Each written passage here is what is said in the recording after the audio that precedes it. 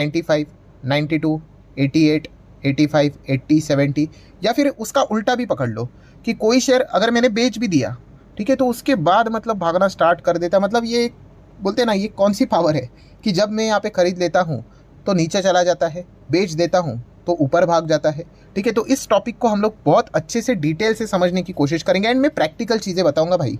अगर आपको फैंसी वेंसी ऐसा कोई ऐसा लग रहा है कि कोई जड़ी बूटी या फिर चमत्कार वाला कोई तो फॉर्मूला बता दूंगा, ठीक है, तो ऐसा कुछ भी नहीं होने वाला है। ठीक है, शेयर मार्केट में काफ़ी प्रैक्टिकल लोगों की ही, मतलब हम कह सकते प्रैक्टिकल लोगों को ही शेयर मार्केट रिवॉर्ड देता है। ठीक है, अगर आप यहाँ पे ख्याली पुलाव से रिलेटेड कोई ऐसी चीज़ सुनने या फिर देखने आए हो या फिर एक्सपेक्ट करते हो तो लिटरली कहना चाहूँगा आप अपना टाइम बचा सकते हैं, इस वीडियो को यही से छोड़ दो।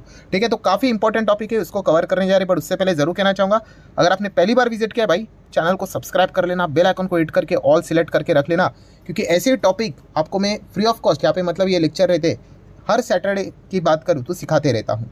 तो टॉपिक तो आपको पता चल गया, तो चलिए अभी ये जो बीमारी है उसका सॉल्यूशन क्या है उसके ऊपर आ जाते हैं।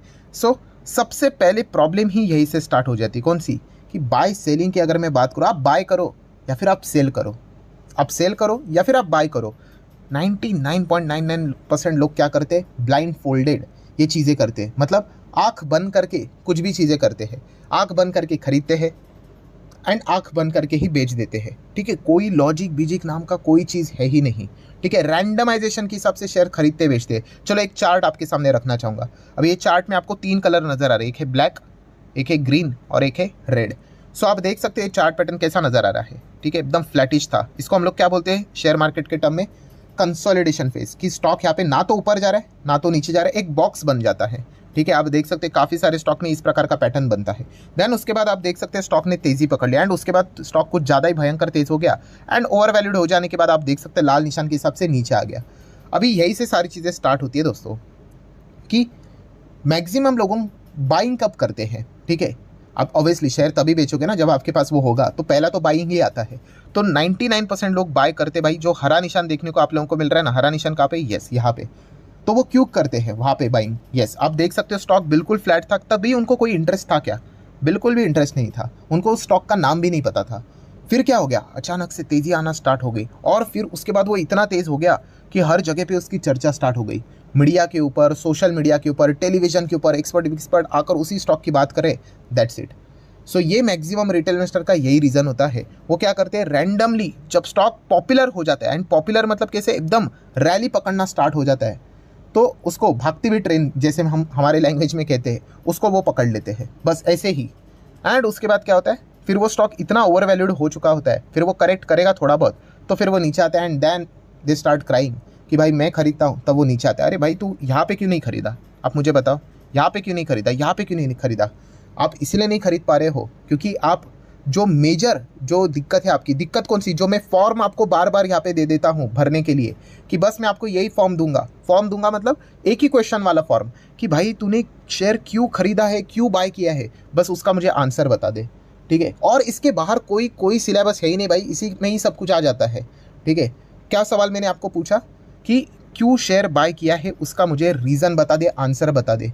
वो आंसर दोस्तों बिजनेस ओरिएंटेड ही होना चाहिए। बिजनेस ओरिएंटेड मतलब कंपनी का धंधा ये है, आने वाले समय में इतना ग्रो कर सकता है, फिलहाल कंपनी इतने परसेंट से ग्रो कर रही है, बट आने वाले समय में ये एक्स फैक्टर, ये बड़ा क्लाइंट के साथ इन्होंने टाई अप किया है, कुछ नया ट्राई करने वाली है, आने वाले समय में और ज़बरदस्त करेगा। ये अगर रीज़न है तो हम समझ सकते हैं, बट आपके रीज़न क्या होते हैं, इसने बोल दिया, उसने बोल दिया, इसका यूट्यूब चैनल देख लिया या फिर मेरा यूट्यूब चैनल देख लिया, ठीक है, टीवी के ऊपर किसी ने बोल दिया, टेलीग्राम के ऊपर, न्यूज़पेपर पे पढ़ लिया, ठीक है, भाग रहा था तो इसीलिए खरीद लिया।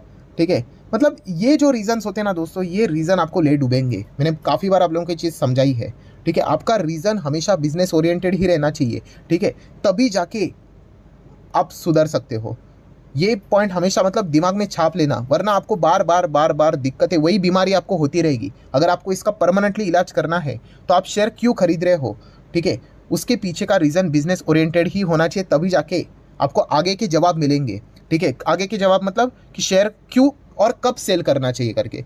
जिस व्यक्ति को शेयर बाय ही क्यों किया है वही पता नहीं है, तो वो शेयर सेल कब करना चाहिए उसको भी वो क्या ही पता होगा।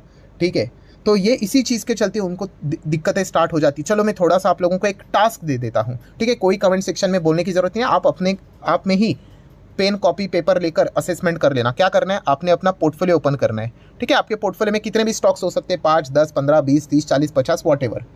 सो उन सारे स्टॉक्स के नाम आपने लिखने हैं, ABCD वॉट एवर, और उसके सामने लिखो रीज़न कि आपने क्यों बाय किया है। ये जो मैंने बोला ना आपको कि क्यों बाय किया, उसके सामने रीज़न लिखो। मैं आपको गारंटी के साथ कहता हूँ भाई, बिजनेस का रीज़न नहीं होगा आपका, आप इधर उधर की उड़ती उड़ती बातें ही लिखोगे। देखो, दुनिया को आपको जो बनाना है बनाओ, बट आप इंसान बोलते हैं ना, खुद को बेवकूफ़ नहीं बना सकता। तो आप पूछो अपने आप को, कितनी कड़वी सच्चाई देखिए, ठीक है। और ये टास्क आज आप करके देखिए कि आपके पास है ABCD कोई तो स्टॉक, पूछो क्यों बाय किया है। देखो, आपको बिजनेस से रिलेटेड आपको कुछ भी नहीं पता है, बस ऐसे आपने देखा होगा किसी चैनल पे पर, देखा होगा, सुना होगा, ठीक है। दुनिया भर की चीज़ें, बिजनेस छोड़कर दुनिया भर के रीजंस आप बोल दोगे तो बिलीव मी, आपको आने वाले समय में काफ़ी तकलीफ़ें झेलनी पड़ने वाली है, ठीक है। फिर आपको आगे जाके कब होल्ड करना है, कब एवरेज करना है, कब बेचना है, इस सवाल के जवाब आपको मिल ही नहीं सकते। फिर आप फ्रस्ट्रेट ही होने वाले हो। ये सच्चाई कड़वी आपको आज माननी ही पड़ेगी। हाँ, अगर आप कहते हो कि हाँ, इसके सामने मैं रीज़न लिख रहा हूँ बिजनेस ओरिएंटेड, तो फिर मुझे नहीं लगता फिर आपको कभी तकलीफ होगी, आपको सारी चीज़ें पता होंगी। सो ये सबसे बोलते हैं ना फसाद की जड़, ये जो प्रॉब्लम है उसकी जड़ मैं आप लोगों को बता रहा हूँ भाई, कि कब आपने क्यों बाय किया है। ये अगर इस सवाल का जवाब आपको नहीं पता है तो बाकी सारी चीज़ें आपको दिक्कत होगी। फिर आप ये बोलते हैं ना कि मैं बाय करता हूँ तो गिर जाता है, बेच देता हूँ तो भाग जाता है, तो इसके पीछे के रीज़न ही यही है, ठीक है। तो ये पॉइंट आपको पता होना चाहिए। जैसे कि आप देख सकते हो, आपने जैसे ही बाय किया उसके बाद वो गिरना स्टार्ट कर देता है, ये देखो, ये एक रीज़न हो गया, one of the reason. Recommendation मतलब आपने दुनिया भर की चीज़ें सुनकर, बिजनेस छोड़कर क्या कर दिया, बाइंग करने का विचार किया। या फिर फोमो मतलब वही 100 पे शेयर था, फिर 150 हो गया, 180, 200, 210, अरे बाप रे, भाग रहा है। फिर एकदम ही एक्सट्रीमली 5%, 10%, 20, 30, एकदम मतलब इंजन इतना गर्म हो गया, अभी 30% और भाग गया, अभी जाके आप खरीद रहे हो। मतलब वही रीज़न, देखो गाड़ी घूम फिर कर इधर ही आ रही है, मतलब आपने बिना बिजनेस देखकर ही बाय किया है। क्यों, बस भाग रहा है इसलिए कर लिया है। 30%, 30 का 40, 50, ओ माय गॉड, अभी मैं काश मैं यहाँ पे अभी पहले खरीद लेता, अरे जाओ अभी खरीद लेता हूँ, क्या पता यहाँ से और डबल हो जाए। तो बस अभी हो गया तो लक चल गया भाई, नहीं हुआ तो आप आ गए इसी कैटेगरी में, मैं बाय कर लाऊं और इसके बाद वो गिर रहा है। तो ऐसे रैंडमाइजेशन से भाई बाजार में कोई काम नहीं होता है। ये देखो, उसके नीचे का भी रीज़न वही है कि आप रैली चेस कर रहे हो, रैंडमली रैली चेस कर रहे हो, ठीक है। हाँ, बिजनेस ओरिएंटेड है, आप कह रहे हो कि इसने कोई बड़ा बिजनेस पकड़ लिया है इसलिए मैं यहाँ पे भागते हुए इसमें भी बिजनेस ओरिएंटेड रीज़न के चलते बाय कर रहा हूँ, चल जाएगा, कोई दिक्कत नहीं है। बट मुझे पता है ना, इतना मैं सिखाता हूँ, मैक्सिमम लोगों के रीज़न यही होते हैं, क्या, बाइंग छोड़कर सब कुछ, ठीक है। और उसमें भी एक सबसे बड़ा प्रॉब्लम होता है कि काफ़ी लोग होल्ड भी नहीं कर पाते हैं, ठीक है। इवन दो अगर आपने बिजनेस देखकर भी कंसोलिडेशन फेज में भी बाय किया होगा तो भी वो चाहते हैं कि फटाफट रिटर्न्स बने, ऐसा नहीं होता है। मैंने आपको फॉर्मूला सिखाया है कि 365 डेज में से 250 दिन मार्केट चलता है, उसमें से 230 दिन वो शेयर आपके बाइंग प्राइस के नीचे रहेगा इनिशियल स्टेज पे, इनिशियल शुरुआत में वो आपको परेशान करेगा, बट 20 दिन ऐसे होंगे वो आपके बाइंग प्राइस के ऊपर निकल जाएगा और आपको रिटर्न देगा, ठीक है। तो उसके लिए वो 230 दिन की मार आपको खानी पड़ेगी। ये मार्केट के कुछ नियम है, किसी किताब में नहीं लिखे हुए हैं, बट मतलब बोलते हैं ना, हम लोग एक अंदाज़ा लेकर चलते हैं अभी एक्सपीरियंस से, एवरेज एक्सपीरियंस से, कि ऐसा होता है करके। तो ये आपको समझना पड़ेगा, तब आप जाके मार्केट में टिक पाओगे, तब जाके आपको समझ में आएगा कि कब एग्जिट करना है, तब आपको समझ में आएगा कि कब बाय करना है, कब आपने होल्ड करना है करके। सेम सेलिंग से रिलेटेड भी वैसी ही कहानी, और कोई अलग बात नहीं है। लैक ऑफ कॉन्फिडेंस मतलब खुद से जो इंसान बाय नहीं करेगा उसको क्या ही कॉन्फिडेंस होगा भाई। वो तो जिस रीज़न के चलते उसने बाय किया होगा, मान लीजिए अभी रीज़न है कि कोई टेलीग्राम के ऊपर आपने कोई स्टॉक, मतलब रहता है ना, ये चलता रहता है जो कि गलत बात है, ठीक है, उस हिसाब से आपने खरीद लिया, तो अभी वो नीचे जा रहे हैं तो आप उसी टेलीग्राम में जाके ढूंढते रहोगे कि भाई कब बेचे। ये इससे आपको लगता है आप मार्केट में पैसा कमा पाओगे, ठीक है। मैं अगेन कह रहा हूँ, इससे एक आध बार चौका छक्का लग सकता है भाई, इससे आप इंडिया के लिए नहीं खेलोगे क्रिकेट, आप समझ लो, ये गली क्रिकेट में 1-2 इनिंग खेल लोगे। तो लंबी पारी खेलनी है तो आपको अपने दम के हिसाब से ही खेलना पड़ेगा, और उसमें हाँ हो सकता है नुकसान ज़रूर होगा, तो ये पॉइंट पता होना चाहिए। सेम वही सेकंड चीज़ कि किसी रिकमेंडेशन के हिसाब से बाय किया है तो वो सेल क्या ही करेगा, वो खुद का ही आंसर नहीं उसका, तो मतलब मैं क्या ही बोलूँ आपको। देन तीसरा one of the important reason कौन सा वाला, कि मैं सेल करने के बाद भाग जाता है, तो आपको मार्केट का सेक्टर का ट्रेंड भी थोड़ा पता होना चाहिए, ठीक है। कुछ सेक्टर कैसे होते हैं, डाउन ट्रेंड में होते हैं। जैसे कि अभी की मैं बात करूँ, अभी आज मैं वीडियो बना रहा हूँ तभी केमिकल सेक्टर डाउन ट्रेंड में है।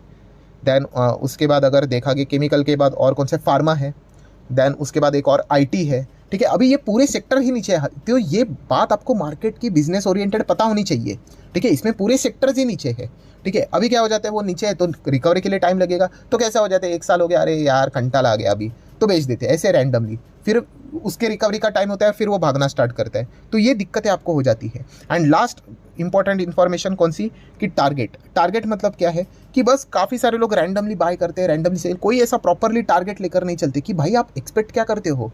ये पहला वही फॉर्म पे आ जाता है, भाई आपने बाय क्यों किया है ना, ठीक है, वो उसी से रिलेटेड है, सारी चीज़ें जुड़ी हुई है।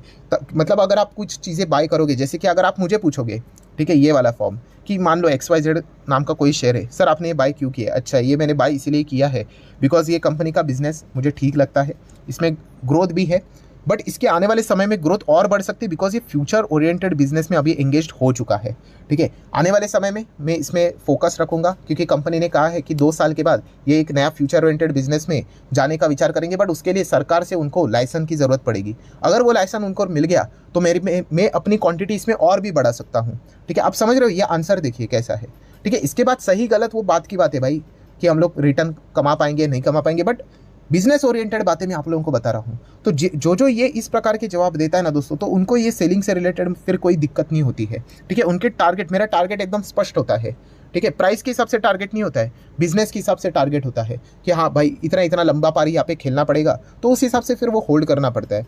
तो मतलब बेसिकली अगर मैं गोल्डन रूल अगर आपको बता दूं दोस्तों, तो ये भी एक गोल्डन रूल याद रखना कि चार्ट जब भी लाल हो जाता है ना तभी बाय कर लो, एंड जब चार्ट ग्रीन हो जाता है तभी सेल करना होता है, ठीक है। बट हम लोग क्या कर देते हैं, उल्टा कर देते हैं। मतलब अगर मान लो अगर यहाँ पे देखा गया तो ये जो स्टॉक्स है हरे निशान में है और ये स्टॉक है लाल निशान में है, अगर आपको बाय करना है ना तो आपने यहाँ पे ये जो गिरावट वाले स्टॉक है ना वहाँ पे जाके देखो कि कोई अपॉर्चुनिटी है क्या बाय करने वाली, बिजनेस ओरिएंटेड, मतलब कंपनी कोई बिजनेस से रिलेटेड अच्छा करेक्शन में देखने को मिल रही है, 20-30% नीचे है, तो वहाँ पे जाना होता है। बट नहीं, हम कहाँ पे जाएंगे बताइए, यहाँ पे वो जो हरा रंग है ना वो हमें अट्रैक्ट कर लेता है, और वाह क्या कभी ABCD कंपनी क्या भाग रहे, इसको खरीद लेता हूँ। समझ रहे हो, यहाँ पे दिक्कत है। अरे उसको अगर आपको खरीदना है, अगेन आप तेज़ी देखकर ही खरीद रहे हो, तो इसलिए आप फंसोगे ही। फिर वो नीचे आएगा तो बोलोगे मैं बाय करता हूँ, तो वो गिर जाता है, तुमने बिजनेस देखा ही नहीं, ठीक है। तो ये पॉइंट आप लोगों को पता है यहाँ पे होने चाहिए दोस्तों। एंड ये सारी चीज़ें आपको ऑलरेडी वॉरेन बफेट जी ने भी हमें कोट के माध्यम से सिखा के रखी हुई है कि be fearful when others are greedy, and जब बाकी लोग ग्रेडी हो जाते हैं आप फियरफुल हो जाओ। ये सबको थियरी पता है,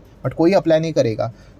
अप्लाई करने का जब टाइम आएगा तो एक्चुअल में उल्टा ही रूल अप्लाई करेंगे। व्हेन अदर्स आर ग्रेडी, हम भी ग्रेडी हो रहे हैं, हम भी उनमें पार्टिसिपेट कर रहे हैं, एंड जब बाकी लोग यहाँ पे फेयरफुल हो रहे हैं हम भी बेचने का ही विचार कर रहे हैं। इसीलिए यहाँ पे ये जो फॉर्मूला है आपका हमेशा उल्टा चलता रहता है। सो अगर मैं इन सभी चीज़ों को समराइज करके अगर फाइनल फॉर्मूला बोल दूँ दोस्तों, तो फॉर्मूला वही है क्या, कि आपको बिजनेस देखकर ही डिसीजन लेने यहाँ पे आने चाहिए। जो मैंने टास्क दिया है ना वो टास्क करके देखो, मतलब बोलते हैं ना आपकी खुद की पोल आपके सामने खुल जाएगी, ठीक है। अगर आपने बिजनेस ओरिएंटेड बिना बिजनेस देखे कोई भी स्टॉक को खरीदा है ना, भगवान बचाए आपको, ठीक है। लक चल गया तो अच्छी बात है, नहीं चल गया तो भाई अपने आप को ही दोष दे दो, ठीक है। क्योंकि आपने रैंडमाइजेशन बिना बिजनेस के तुक्केबाजी यहाँ पे, मतलब बोलते हैं ना बैट घुमा लिए, एज लग के 4 गया तो गया, ठीक है, 6 गया तो गया, ठीक है। बट उससे आप सेंचुरी नहीं लगा सकते, उसके लिए सही टेक्निक ही होनी चाहिए, सारी चीज़ें होनी चाहिए, उसके लिए मेहनत करनी पड़ती है, ठीक है। तो ये चीज़ें आपको करनी यहाँ पे आनी चाहिए। सो चले भाई, वीडियो तो काफ़ी लंबा यहाँ पे हो चुका है, बट फिर भी अगर आपको पसंद आया होगा तो ज़रूर यहाँ पे लाइक कर देना। उसी के साथ साथ हमारा एक और चैनल है SMKC करके,